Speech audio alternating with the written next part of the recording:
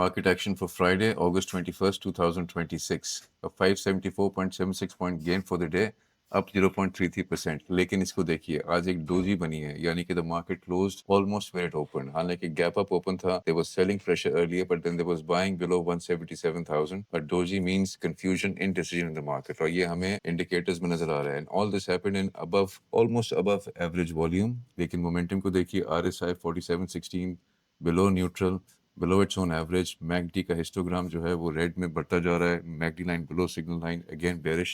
इसकी वजह है कि at 1143 ADX there is no trend in the market, there is no direction in the market, which is confirmed by the doji today.